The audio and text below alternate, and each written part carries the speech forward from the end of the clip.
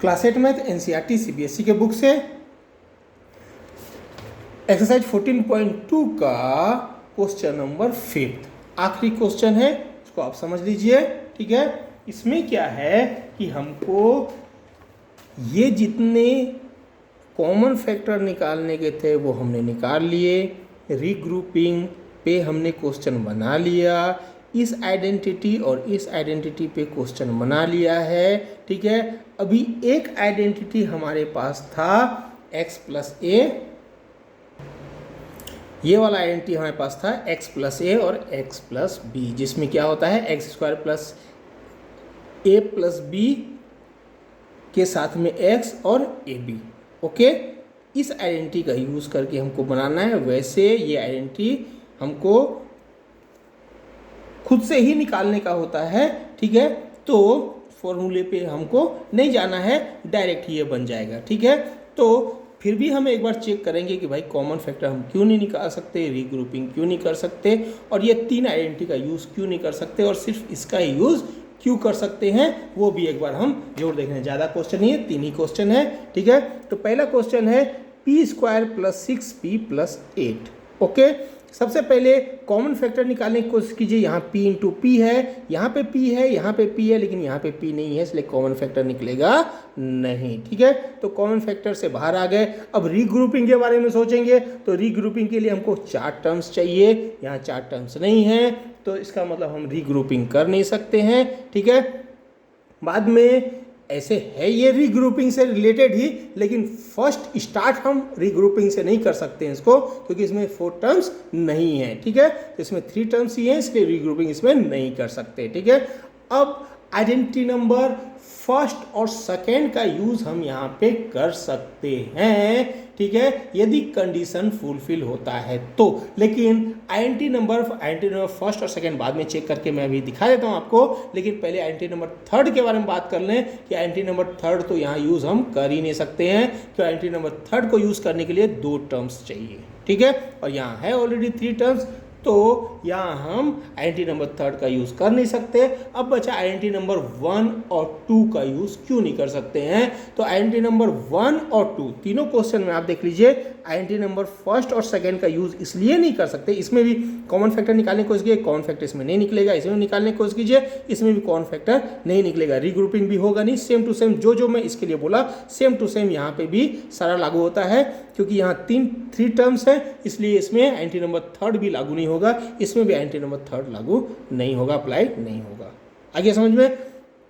अब हम सिर्फ आइडेंटिटी नंबर फर्स्ट और सेकंड यहाँ पे यूज क्यों नहीं कर सकते हैं, वो मैं आपको समझा देता हूँ। ठीक है, आइडेंटिटी नंबर फर्स्ट और सेकंड के लिए क्या होना चाहिए, a square plus 2ab plus B square होना चाहिए। इसका मतलब एक ये परफेक्ट स्क्वायर और एक ये परफेक्ट स्क्वायर, ये 2 टर्म्स ऐसे हों जो परफेक्ट स्क्वायर में हो, और पी स्क्वायर जो है परफेक्ट स्क्वायर है, क्योंकि स्क्वायर ऑफ पी कर सकते हैं, लेकिन एक परफेक्ट स्क्वायर है क्या, 2 जा 4 होता है, 3 जा 9 होता है, 8 तो कहीं आया ही नहीं, ना तो 3 का स्क्वायर लिख सकते हैं ना 2 का स्क्वायर लिख सकते हैं। 6p को भी हम नहीं लिख सकते हैं, क्योंकि 2 जा p ऑलरेडी स्क्वायर में नहीं है, इसलिए इसको भी नहीं लिख सकते। यानी सिर्फ एक ही ऐसा आया जो परफेक्ट स्क्वायर में है, और चाहिए हमको 2 परफेक्ट स्क्वायर। ठीक है, यहाँ भी देखिए q तो लिख सकते हैं, लेकिन 21 को नहीं लिख सकते, क्योंकि 4 जा 16 होता है और 5 जा 25 होता है, 4 और 5 के बीच में है, इसका मतलब ये भी परफेक्ट स्क्वायर नहीं है, और 10q तो है ही नहीं। ठीक है, क्योंकि q तो अकेला ही है, 10 भी होता ही नहीं है।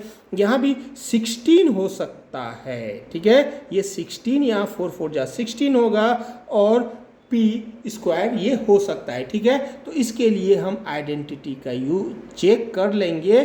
ठीक है, आइडेंटिटी फर्स्ट और सेकेंड का हम इसमें चेक कर लेंगे कि आइडेंटिटी फर्स्ट एंड सेकेंड हमने यहाँ पे क्यों नहीं अप्लाई किया। ठीक है, तो चलिए पहले फर्स्ट और सेकेंड तो क्वेश्चन कंप्लीट कर लेते हैं, बाद में थर्ड पे हम आएंगे, तभी मैं आपको समझाऊंगा। ठीक है, तो अब इसमें क्या होगा, 3 नंबर ऑफ टर्म्स हैं, तो इसका मतलब है कि हमको आइडेंटिटी 4 के हिसाब से बनाना होगा। ठीक है, और आइडेंटिटी 4 के हिसाब से बनाने के लिए हमको क्या क्या करना पड़ता है, एक एक चीज़ को आप ध्यान से समझिए, क्योंकि यदि थोड़ा भी मिस्टेक हुआ तो ये पूरी का पूरा सॉल्यूशन गलत हो जाएगा। ठीक है, सबसे पहले इन दोनों को आपस में मल्टीप्लाई कर लीजिए। ओके, इन दोनों को कोई भी दो टर्म्स को आपस में हम मल्टीप्लाई कर लेते हैं, ठीक है। कोई भी दो टर्म्स फर्स्ट और लास्ट टर्म को ही मल्टीप्लाई करते हैं, क्योंकि जिन दो टर्म्स का मल्टीप्लाई करते हैं उसके हिसाब से ही बीच वाला टर्म लास्ट वाला टर्म आना चाहिए। कभी ऐसा भी हो सकता है कि P square plus 8 plus 6p दे दे, ठीक है, P square plus 8 plus 6p दे दे, तो उस समय फिर आप कंफ्यूज हो जाएंगे। इसलिए आपको ये बता देता हूँ कि किसी भी दो टर्म को मल्टीप्लाई करते हैं, ठीक है। लेकिन चूंकि आपको अभी शुरुआत में समझाया जा रहा है, अभी पहला ही इस तरह का क्वेश्चन दिया गया है, इसीलिए फर्स्ट और आखिरी को ही मल्टीप्लाई करने को बोलेगा। यदि आपको इस तरह से नहीं बन पा रहा है तो फिर आप क्या करेंगे, फर्स्ट और सेकंड को मल्टीप्लाई करके थर्ड लाने की कोशिश करेंगे, ठीक है। तो ये तो आपको समझ में आ जाएगा, देख के ही समझ में आएगा। यहाँ पी स्क्वायर आया है तो इसको यदि दो भाग में डिवाइड करेंगे तो p इंटू पी स्क्वायर हो जाएगा। तो इसका मतलब है कि इसका और इसका ही मल्टीप्लाई होगा, ठीक है। जिन दो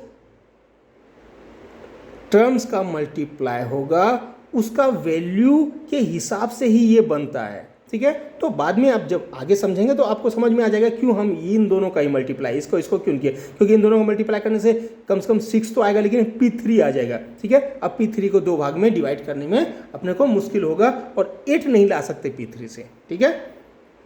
तो फर्स्ट आप देखिए, ये दोनों को मल्टीप्लाई किया, हुआ 8p स्क्वायर, ओके, क्या हुआ, 8p स्क्वायर हुआ। अब 8 को आप क्या कीजिए, फैक्टर फॉर्म में लिखिए, लेकिन 8 को प्राइम फैक्टराइजेशन करके लिखने की जरूरत नहीं है।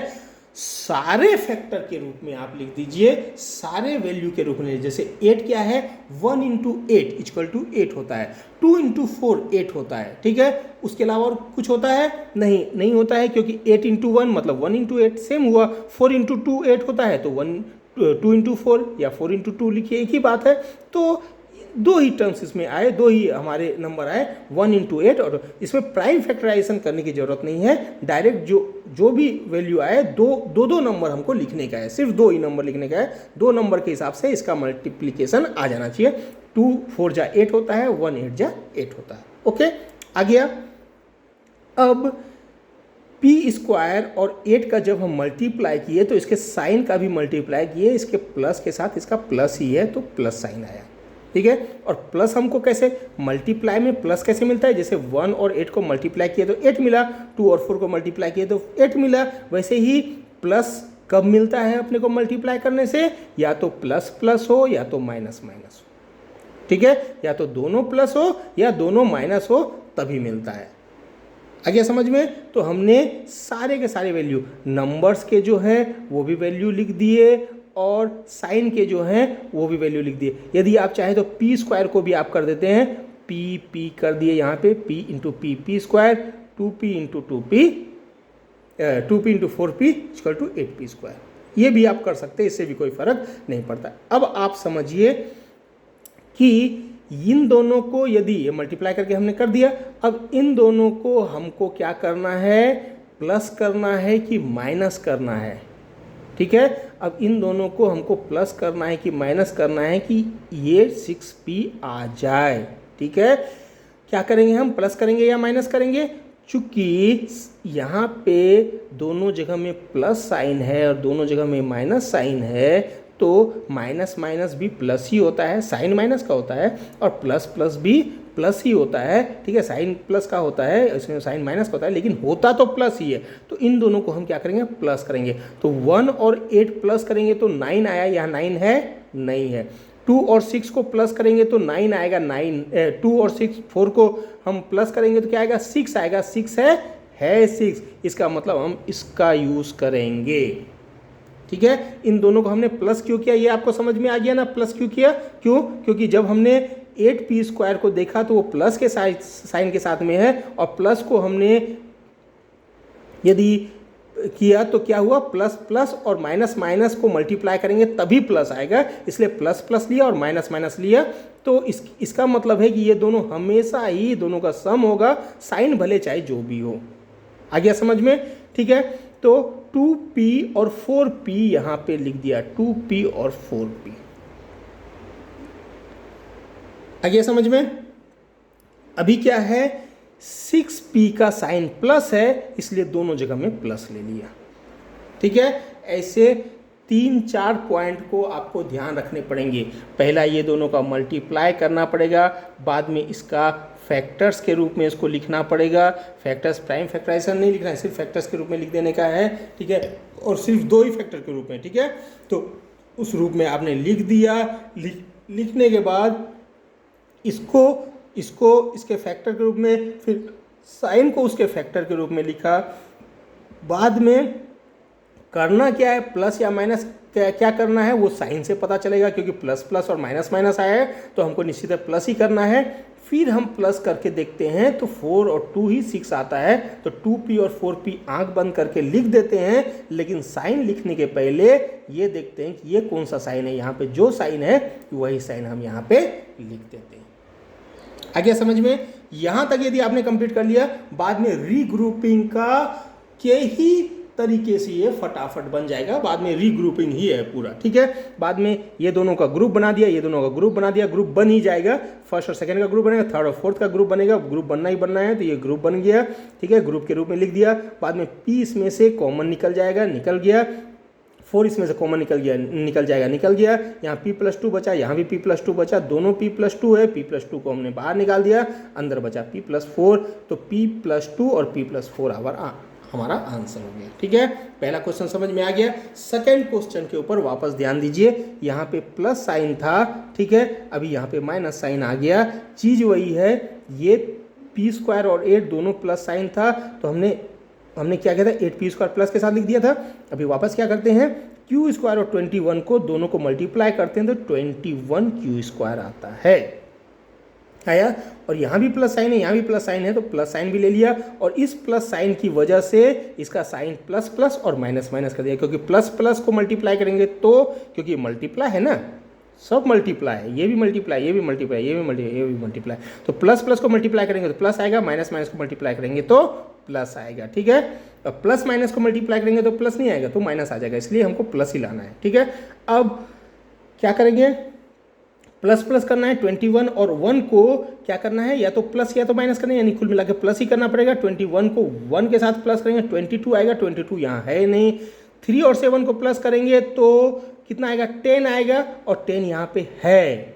ओके, 10 यहाँ पे है, तो 3q यहाँ पे आप लिख दीजिए 1q या q direct q। Okay, 3q and 7q, यानी यहाँ पे ये लगेगा, तो 3q और 7q हमने डायरेक्ट लिख दिया। और साइन कब लिखा, साइन अभी नहीं लिखा, सिर्फ 3q लिखा और 7q लिखा। ओके, साइन नहीं डाला, साइन यहाँ देखा 10q के साथ कौन सा साइन है, वही साइन डायरेक्ट लगा दिया।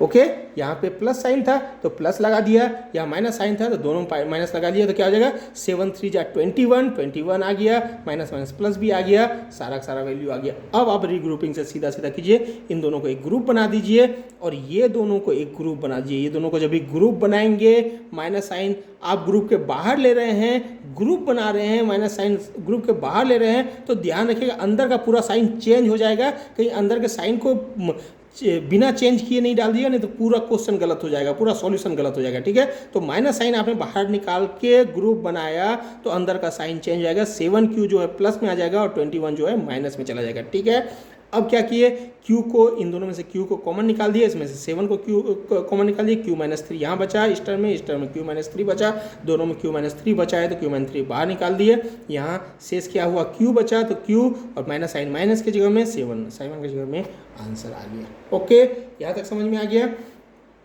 अब हम इसके लिए चेक करते हैं कि आइडेंटिटी नंबर फर्स्ट और सेकेंड यहाँ यूज़ क्यों नहीं कर सकते।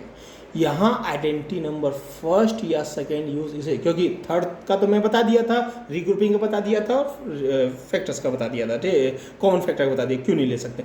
लेकिन आइडेंटिटी नंबर फर्स्ट और सेकेंड को यूज़ करने के लिए हमको a² और b² दोनों के दोनों प्लस में चाहिए होता है। ठीक है, ये दोनों प्लस में चाहिए होता है, और बीच का जो 2ab है वो प्लस में रहेगा तो भी चलेगा, माइनस में रहेगा तो भी चलेगा। यदि प्लस में है तो a+² ऑफ a+ b होगा, और यदि माइनस में है तो whole square of a - b होगा।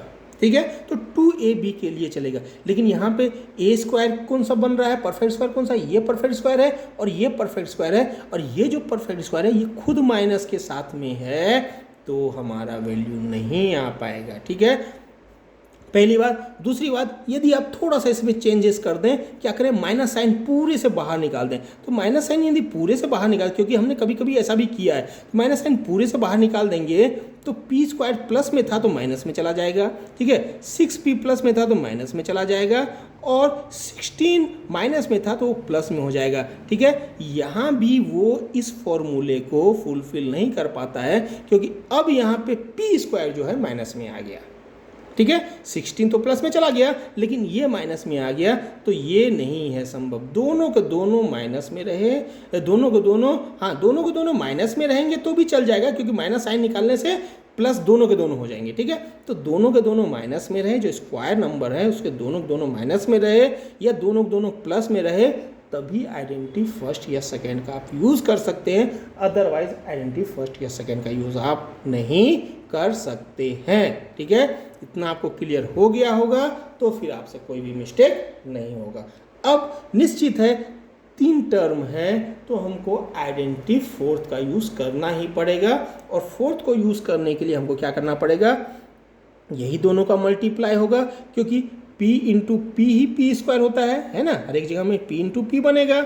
ओके, p इंटू पी बनेगा हर एक जगह में, तो p इंटू पी ही पी स्क्वायर होता है, तो इसलिए जो सिंगल p है वो छूट जाएगा और ये दोनों का ही मल्टीप्लाई होगा। ठीक है, ये दोनों का मल्टीप्लाई हम क्यों करते हैं, इन दोनों का मल्टीप्लाई क्यों करते हैं, इन दोनों का मल्टीप्लाई क्यों करते हैं, आपको समझ में आ गया, क्योंकि 21q स्क्वायर बना, यहाँ पे 21q स्क्वायर बना, तो q स्क्वायर को क्यू 2 पार्ट में डिवाइड कर सकते हैं। ठीक है, क्यू स्क्वायर बना तो एक क्यू यहाँ छोड़ दिया। ठीक है, तो सिंगल क्यू हमारा प्लस करने पे सिंगल क्यू, क्योंकि प्लस करने पे सिंगल क्यू आता है और मल्टीप्लाई करने से 2 क्यू आते हैं, इसलिए मल्टीप्लाई इन दोनों का आपस में किया। इन दोनों का आपस में करते हैं तो Q3 बनता, और Q3 को हम क्या करते हैं कि 2 पार्ट में मल्टीपल में डिवाइड नहीं कर पाते, और कर भी पाते तो यहाँ एक क्यू होता और यहाँ क्यू स्क्वायर होता, और क्यू स्क्वायर क्यू से आपस में प्लस या माइनस नहीं हो सकता है, इसलिए इसका और इसका ही मल्टीप्लाई हमने किया। आगे समझ में। अब यहाँ के बाद हम क्या करते हैं, इन दोनों को मल्टीप्लाई किए, 16p स्क्वायर बना। ठीक है, और साथ में माइनस भी आया यहाँ पे। ठीक है, क्योंकि इस साइन का भी मल्टीप्लाई हुआ तो माइनस और प्लस माइनस हो गया। ठीक है, अब 16 को आप 2 पार्ट में डिवाइड कीजिए, तो 1 इंटू 16 होगा, 2 इंटू 8 होगा, एंड 4 इंटू 4 होगा। इसके अलावा कुछ भी नहीं होगा। मान लीजिए वापस 8 इंटू 2 होगा, तो 2 इंटू 8 तो मैंने लिख ही दिया, तो 8 इंटू 2 लिखने की जरूरत नहीं है। ठीक है, तो और आगे लिखने की जरूरत नहीं है, क्योंकि इसके अलावा कोई फैक्टर नहीं है। यही रिवर्स होके आए तो बात अलग है। ठीक है, तो इतने ही होंगे। ठीक है, माइनस के लिए क्या करना पड़ता है, मल्टीप्लाई में प्लस इंटू माइनस और माइनस इंटू प्लस, यानी एक जगह में प्लस रहेगा एक जगह में माइनस रहेगा, वो पक्का है। ठीक है, तो ये 2 होगा। तो अब सबसे पहले हम 1 और 16 के लिए चेक करते हैं, तो प्लस और माइनस, अब हमको क्या करना है, इसको सम या सब्ट्रैक्ट करना है। सम या सब्ट्रैक्ट इसलिए करना है क्योंकि सबसे पहले हम इसको 2 पार्ट में डिवाइड करने के बाद फिर इसके लिए चेक करते हैं। इसके लिए जब चेक करने के लिए आते हैं तो सम करते हैं, या इसका सब्ट्रैक्ट करके हम चेक करते हैं कि भाई ये आया कि नहीं आया। तो अब 16 में 1, अब करना क्या है हमको, ये प्लस और माइनस आ रहा है, इसका मतलब करना क्या है कि इसमें सिर्फ और सिर्फ माइनस ही करना है। जिस तरह से इसमें सिर्फ और सिर्फ हमको प्लस ही करना था, ये दोनों में हमने देखा था सिर्फ और सिर्फ प्लस ही करना था, इसमें सिर्फ और सिर्फ माइनस ही करना है, क्योंकि एक प्लस और एक माइनस आया है। तो इस तरह का वैल्यू जब भी कि दोनों का वैल्यू के साथ में माइनस आ जाए तो हमेशा हमको माइनस ही करना होता है। आगे समझ में। तो 16 में 1 गया तो 15 आया, 15 है क्या यहाँ पे, नहीं है।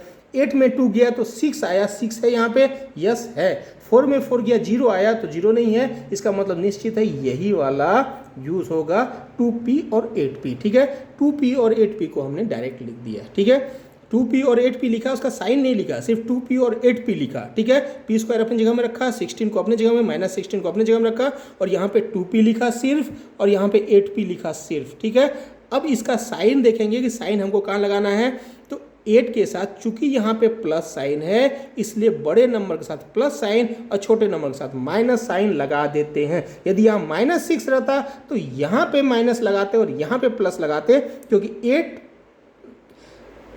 नंबर बड़ा है तो इसका ही साइन यहाँ पे आएगा, इसीलिए हमने इसको प्लस लगाया और इसको माइनस लगाया, क्योंकि यहाँ प्लस साइन है। आ गया समझ में? अब ग्रुप बना लीजिए इजीली, इन दोनों को एक साथ ग्रुप, ये दोनों को एक ग्रुप बना लिए। ग्रुप जैसे बनाए, बाद में क्या है, दोनों में से p कॉमन है, p निकाल दिए, इन दोनों में से 8 कॉमन है, 8 निकल गया, ठीक है। अब p-2 कॉमन हो गया, तो p-2 टोटल बाहर निकाल दिए, p यहाँ रेस्ट बचा, यहाँ 8 रेस्ट बचा, सो ये हमारा आंसर हो गया। तो इस तरह के क्वेश्चन को सॉल्व करने के लिए आपको इतना सारा कुछ आपको देखना पड़ेगा, इतना सब कुछ आपको समझना पड़ेगा, उसके बाद इसके ऊपर आप पूरी तरह से पकड़ बना पाएंगे। ये थोड़ा हार्ड है, इसके लिए आप 2-4 बार प्रैक्टिस जरूर कर लीजिएगा, ठीक है।